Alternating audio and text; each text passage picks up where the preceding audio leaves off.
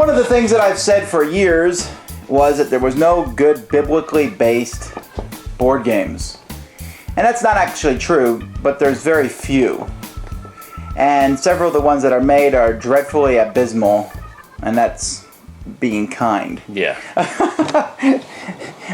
But anyway, here's one set in the Old Testament, the Kingdom of Solomon. Of course, I guess you could say it's not even a biblically based game, it's a historical game, but to me it's all one and the same.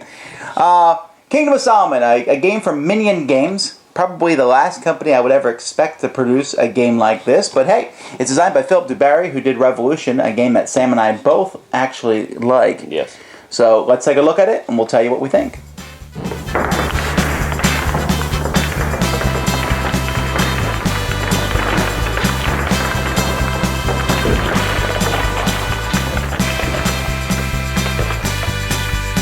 So here's the map of Kingdom of Solomon, ancient Israel. And what players are going to be doing is they're going to be putting out workers, and how many workers you have depends on how many players are in the game. But on your turn, you're going to put a worker somewhere on the board. Now, most of the places you can put workers are, you can put them in a space here. Like here, I can put one in Bashan, and that is going to net me a black cube. I can put one up here in Zobah, and that will give me 2 green cubes. So depending on where you put them. There's also spaces over here where you can put the workers. Here you draw a fortune card. And fortune cards are usually cards that give you maybe a point or two, but they'll also give you resources. But it's basically random. And sometimes there's special effects that you can play. And they all, as we quick mention here, I like the artwork on these. And these have very thematic with the tax collector and King Hiram and the Queen of Sheba and different things that are in the game as you get those. And I saw a wedding card. There probably should have been 1,000 of those in the deck. But anyhow, here you get 5 victory points for going here. Here you can steal a resource from an opponent. Here you can trade one of your resources in for a different one. Here you get plus, if you put a guy here, you can get +1 resource from a space where you have somebody else. So, that's where you can place your people. You also have the opportunity to take all of your pawns that you have left, all your workers you have left, and put them all in tribute, altar, or arc. By the way, this one's only used in a 4-player game, and this one's only used in a 3 or 4-player game. But you can take all the workers. So if one of them's left over and you only have one guy left, fine. But if you want to do it on the very first turn, you got to put all your workers in those spots. These are really good spots. The arc gives you 3 fortune cards. The altar lets you go first in turn order, which is the only way to change turn order. And you get 3 victory points times your current turn order. So if you're in 4th place, that gives you 12 victory points, and you get to go first. You move up to the beginning. So that's pretty potent. And then the tribute over here gives you a resource of each type. So that's a big deal. So players are going to place all their people. Then they're going to get all their resources, and you can see the resources are different color cubes over here. And so they're going to do that. Then players will have a chance to use their resources, selling them in the market. Okay? The market is empty at the beginning of the game, but it's going to fill up quickly because it's a good way to get victory points. In reverse turn order, players have the opportunity to buy 1 cube or sell 1 cube to the market. When you sell it, you'll get that many victory points. And if someone else buys it, they have to pay that many victory points to buy that resource. After that's done, we go to the building phase. Now, there's many things players can build. One of them is sections of the temple. You can see here that this temple has different sections, and that's what these white cubes are for. As they're built, the white cubes are placed on top of it. You need to build the 6 foundation first, then the 8 structures, and then the 2 columns. Each one has a different thing. For example, a structure needs 1 gold plus 1 other cube, and then that will give you either 7 victory points, or you can take a high priest token. Whoever has the most high priest tokens can place one of their markers here in the high priest. Now, there's a couple good things about the high priest. One, at the end of the game, they're worth 20 victory points, whoever has it. And secondly, once per turn, you're allowed to place your pawn where someone else has a pawn. Normally, you're not allowed to do that. If someone else puts their pawn in the spot, then you can't put yours there. But the high priest lets you circumvent that. Then, besides building temples, players can also build buildings. There's going to be a deck of buildings, and several of them are going to be revealed from turn to turn. Each of these buildings has a certain cost. You can see this one here costs 1 gold, 1 copper, 3 green, and 1 black. And if you build this, you will get 20 victory points at the top. So I build this building, I pay the resources, I get 20 victory points. But this building also goes in front of me and does two things. One, anytime I want to, I can put my guy on top of this building and get the 5 victory points. No one else can go on this card, so this is a space just for me. Secondly, when I build this, I'm allowed to take one of my little building tokens that I have and place it on the board in one of the empty building spots.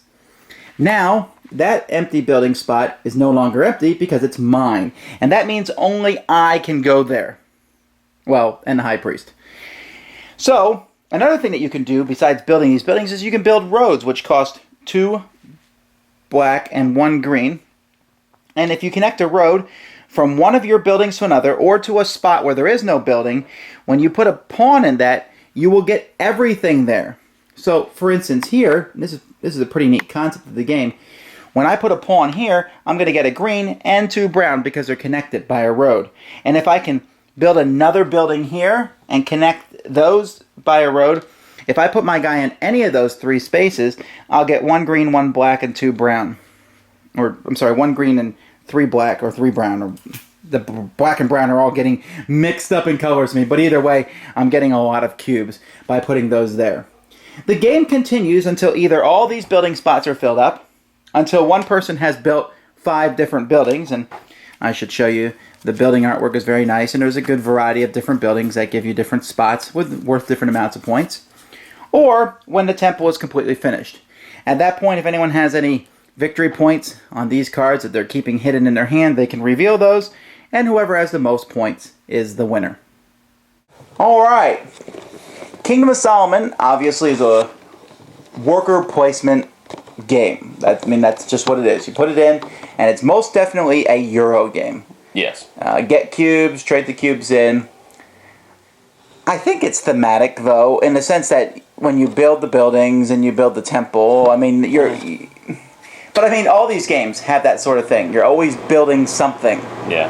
One of the things that I liked about the map, the map was actually kind of blasé, I guess you could say it. It's a very almost a monochrome map, but I mean, there's more colors, but it's very, I don't know, placid, I guess would be another word to say it. But I do like they put some thought into the regions that the different resources come out of. I mean, you get the most wood in the Lebanese parts of the map, or what would now be Lebanon, of course. But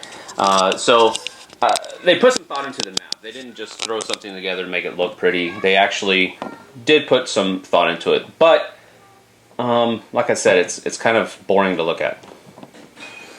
Yeah, but I didn't mind as much. See, for me, this theme is right up my alley because there's always people who are looking for some kind of game of this genre, and this, I think, is actually a really well-designed game. It's a really tense, stressful type worker placement game. People are always constantly going where you want to go. Right. And as the game gets by, it gets worse because as the buildings get put out, there's only a few places you can go to. And there's a lot of, do you want to put all your workers and get one of every resource? When do you do that? Do you do it first turn? Or second turn? And you wait, and finally someone else does it before you, and then you've wasted your turns. Yeah, and also one of the things that I tried to do in the game the game that I was part of is go after the first player and try to keep him from doing things that he wanted to do, and that really didn't work out well. So it's not really a game that you can kind of go after somebody and try to stop them from doing something. You kind of have to focus on what you need to do to optimize your points. So on that respect, I think there's a little bit less player interaction. I understand what you were saying, though, that you really have to, if you know you need something, you need to go get it. You can't wait because somebody else will probably get it before you. So there is a level of interaction there, but I don't think it's as cutthroat as it might first seem. Either way, while I wouldn't say this is the greatest game of all time, it's a good, solid game. Yeah. And if you're looking for one with this theme, it's most definitely the best at this point in time. Yeah, this is a very good game, and the theme works with it. The theme doesn't make the game. The game doesn't make the theme work. They both work well together. So I think it's a solid effort, and it's one worthy of picking up.